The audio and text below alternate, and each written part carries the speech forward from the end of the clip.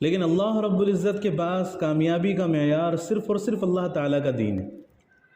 اللہ تعالیٰ قرآن مجید کے اندر فرماتے ہیں کہ فَمَنْ زُحْزِحَ عَنِ النَّارِ وَأُدْخِلَ الْجَنَّةَ فَقَدْ فَازَ، کہ جس شخص کو جہنم کی آگ سے بچا لیا گیا اور جنت کے اندر داخل کر دیا گیا، وہی شخص اللہ رب العزت کی نظر میں کامیاب۔ باقی دنیا کی زندگی میں جتنی بھی کامیابیاں انسان کو ملتی ہے وہ تو عارضی کامیابیاں ہیں۔ کوئی اگر آج مالدار ہے تو ہو سکتا ہے کہ کل فقیر ہو جائے، کوئی آج اگر صحت مند ہے تو ہو سکتا ہے کہ کل بیمار ہو جائے، کسی کے پاس آج کوئی نعمت ہے تو ہو سکتا ہے کہ کل اس نعمت سے محروم ہو جائے۔ تو دنیا میں جتنی بھی نعمتیں انسان کو ملتی ہے وہ ساری کی ساری نعمتیں عارضی ہے، ساری کی ساری نعمتیں عارضی ہے، ساری کی ساری کامیابیاں عارضی۔ لیکن اصل کامیابی وہی ہے جو اللہ رب العزت نے قرآن مجید کے اندر ارشاد فرمائی کہ فَمَنْ زُحْزِحَ عَنِ النَّارِ وَأُدْخِلَ الْجَنَّةَ، کہ جس کو جہنم کی آگ سے بچا لیا گیا اور جنت میں داخل کر دیا گیا، وہی اللہ رب العزت کی نظر میں کامیاب۔ اس کے علاوہ اللہ کی نظر میں کوئی کامیاب نہیں ہے، کوئی کامیاب ہو ہی نہیں سکتا اللہ کی نظر میں۔ اب ایک شخص ہے، اس کی ساری زندگی گزری ایک ڈگری کو حاصل کرنے میں، اس کی ساری زندگی گزری ایک گھر بنانے میں، اس کی ساری زندگی گزری دولت جمع کرنے میں، لیکن دوسرے دن اگر اس کو موت آ جائے تو کیا اس کی محنت کی قیمت رہی؟ کیا اس کی محنت سے اس کو فائدہ حاصل ہوا؟ ایسی بے شمار مثالیں ہمارے سامنے موجود ہیں، ایسی بے شمار مثالیں ہمارے سامنے موجود ہے کہ ایک شخص نے گھر بنانے کے لیے اپنی ساری عمر ضائع کی، ساری عمر دن رات محنت کرتا رہا، کوششیں کرتا رہا، لیکن جیسے ہی گھر بنا اس کی موت واقع ہو گئی۔ اب وہ گھر تو موجود ہے لیکن وہ خود اس دنیا میں موجود نہیں، وہ خود اس سے ذرہ برابر بھی فائدہ نہیں اٹھا سکتا۔ اب ایک واقعہ اس کو سمجھنے کے لیے کہ ایک صاحب تھے، ان کے انتقال کا وقت قریب تھا، تو انہوں نے سوچا کہ میں مرتے مرتے اپنے بچوں کو کچھ سبق دے کر جاؤں۔ تو انہوں نے اپنے بچوں کو یہ نصیحت کی کہ تم ایک کام کرنا، میری وصیت ہے کہ میرے جو پھٹے ہوئے موزے ہیں، میرے جو پھٹے ہوئے موزے ہیں، تو کفن کے ساتھ ساتھ وہ موزے بھی مجھے پہنا دینا اور ان موزوں کے ساتھ مجھے قبر میں داخل کرنا۔ اب یہ وصیت تو عجیب و غریب تھی، لیکن اب بیٹے تھے، باپ سے محبت تھی، تو وصیت کو پورا کرنا بھی ضروری تھا۔ لیکن انہوں نے سوچا کہ پہلے ہم علماء اکرام سے مشورہ کر لیتے کہ علماء کی اس کے بارے میں کیا رائے۔ تو وہ گئے علماء کے پاس اور ان سے کہا کہ ہمارے والد صاحب کی ایسی وصیت ہے کہ یہ جو پھٹے ہوئے موزے ہیں ان کے، یہ ان کو پہنا کر دفنایا جائے۔ تو اب سب علماء نے کہا کہ اس کی اجازت نہیں ہے، اس کی گنجائش نہیں ہے۔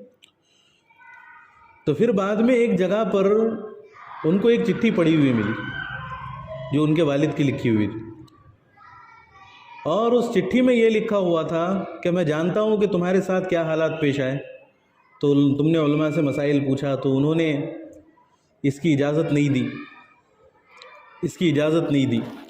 تو میرا کوئی یہ مقصد نہیں تھا کہ میں موزے کو اپنے ساتھ قبر میں لے کر جاؤں، بلکہ یہ بتانا مقصود تھا کہ انسان ساری زندگی دنیا کے پیچھے لگا دیتا ہے، لیکن اگر وہ ایک پھٹا ہوا موزہ بھی اپنے ساتھ لے کر جانا چاہے تو وہ بھی نہیں لے کر جا سکتا۔ یہ سمجھانا مقصود تھا، یہ بتانا مقصود تھا کہ دنیا سے زیادہ دل لگانے کی ضرورت نہیں ہے۔ ہماری ساری محنتیں دنیا کے پیچھے، جس میں دنیا کا فائدہ وہی کام ہم کریں گے، اور جس میں دین کا نقصان ہے تو دنیا کے فائدے کے لیے وہ کام بھی ہم کر گزریں گے، ہے نا؟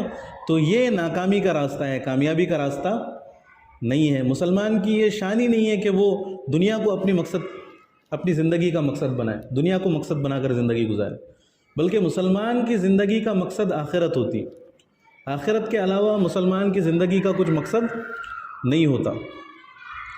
جو بھی کام ہو ہمارا وہ آخرت کی فکر کے لیے، کوئی بھی کام ہم کریں تو اس میں فکر آخرت ہو، آخرت کو سامنے رکھ کر کیا جائے، کوئی بھی کام ہو تو وہی کام ہمارے لیے باعث اجر و ثواب بنیں گے۔ لیکن اگر دنیا کو صرف سامنے رکھا جائے تو پھر اس کام میں ہمارے لیے کوئی فائدہ نہیں ہے۔ اللہ کے نبی صلی اللہ علیہ وسلم کی حدیث ہے کہ یقول ابن آدم مالی مالی، کہ ابن آدم کہتا ہے میرا مال میرا مال۔ پھر آپ صلی اللہ علیہ وسلم نے فرمایا کہ مالک الا ما اکلت فافنیت، کہ تیرا صرف وہی ہے جو تو نے کھایا اور ختم کر دیا. وَإِلَّا مَا لَبِسْتَ فَأَمْضَيْتَ، اور جو پہنا اور پرانا کر دیا. وَإِلَّا مَا تَصَدَّقْتَ فَأَبْلَيْتَ وَإِلَّا مَا تَصَدَّقْتَ فَأَمْضَيْتَ، اور جو تو نے صدقہ کر دیا اور آگے بھیج دیا. بس یہ 3 چیزیں تیری ہیں، اس کے علاوہ چوتھی چیز کوئی تیری نہیں ہے. وہ ساری کی ساری چیزیں وارثوں کی. جس کو انسان نے کھا کر ختم کر دیا، جس لباس کو پہن کر پرانا کر دیا، یا پھر جو آگے اللہ رب العزت کے پاس صدقے کے ذریعے سے، زکوٰۃ کے ذریعے سے بھیج دیا، تو یہی چیزیں انسان کی ہے. اس کے علاوہ کوئی چیز انسان کے کام آنے والی نہیں ہے. تو اس لیے ہمیشہ ہمیں اپنی موت کو اپنے سامنے رکھنا چاہیے کہ ایک نہ ایک دن مجھے اس دنیا سے جانا ہے، اور ہر چیز کا اللہ رب العزت کے پاس مجھے حساب دینا ہے. اللہ تعالیٰ قرآن مجید کے اندر فرماتے ہیں کہ الہاکم التکاثر، کہ مال و دولت کے زیادہ جمع کرنے نے تمہیں غفلت کے اندر ڈال رکھا ہے.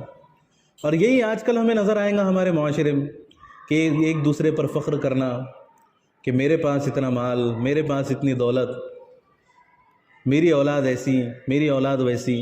بس یہی زندگی کا مقصد نظر آئے گا. اگر ہم 24 گھنٹے کی ایکٹیویٹیز پر اگر ہم نظر رکھیں تو یہی اس کا حاصل نکلیں. آج کل جو تعلیم بھی حاصل کی جا رہی ہے تو اس کی وجہ بھی یہی کہ بھئی ڈاکٹر بنے گا تو عزت ہوں گی، ڈاکٹر بنے گا تو مال آئے گا اچھا خاصا، انجینئر بنے گا تو مال آئے گا اچھا خاصا. بس یہی ساری چیزیں، ایک دوسرے پر فخر کرنا، یہی مقصود ہوتا ہے انسان کی زندگی کا، اور مال و دولت کو جمع کرنے کی دوڑ میں لگ جانا. تو اللہ تعالیٰ فرماتے ہیں کہ الہاکم التکاثر، کہ تمہیں مال و دولت کے جمع کرنے نے غفلت کے اندر ڈال رکھا ہے. حتی زرتم المقابر، اور یہ غفلت اس وقت تک ختم نہیں ہوں گی جب تک کہ تم اپنی قبروں میں نہ چلے جاؤ. جب تک کہ تم اپنی قبروں میں نہ چلے جاؤ، اس سے پہلے یہ غفلت ختم ہونے والی نہیں ہے اگر کوئی کوشش نہ کرے تو. اب کتنے لوگ ہم دیکھتے ہیں کہ ساری زندگی دنیا کے پیچھے گزر گئی، بڑھاپا بھی آ گیا، لیکن پھر بھی دنیا کی محبت ایسی دل کے اندر بیٹھی ہوئی ہے کہ خیر کی طرف پلٹنے کا کوئی جذبہ نہیں ہے. ساری زندگی دنیا کے پیچھے دنیا کرتے ہوئے گزر گئی ساری زندگی. تو پھر مرنے کے بعد تو کچھ اس کا فائدہ حاصل ہونے والا نہیں. اگر دنیا ہی مقصود ہو تو پھر آخرت میں کوئی اللہ رب العزت کی طرف سے اجر و ثواب نہیں. اللہ تعالیٰ نے 2 لوگوں کا تذکرہ فرمایا قرآن مجید کے اندر، وَمِنْهُمْ مَنْ يَقُولُ رَبَّنَا آتِنَا فِي الدُّنْيَا حَسَنَةً، کہ بہت سارے لوگ ایسے ہوتے ہیں کہ جو بیت اللہ جیسے مقدس مقام پر آ کر بھی اللہ رب العزت سے صرف دنیا ہی طلب کرتے کہ یا اللہ ہمیں دنیا دے دے، یا اللہ ہمیں دنیا دے دے، صرف دنیا ہی مانگتے. تو اللہ رب العزت فرماتے ہیں کہ دنیا تو ہم انہیں دے دیں گے، وَمَا لَهُ فِي الْآخِرَةِ مِن نَصِيب، لیکن آخرت میں ان کا کوئی حصہ نہیں ہوگا. جیسے قارون کو اللہ رب العزت نے دنیا دی تھی.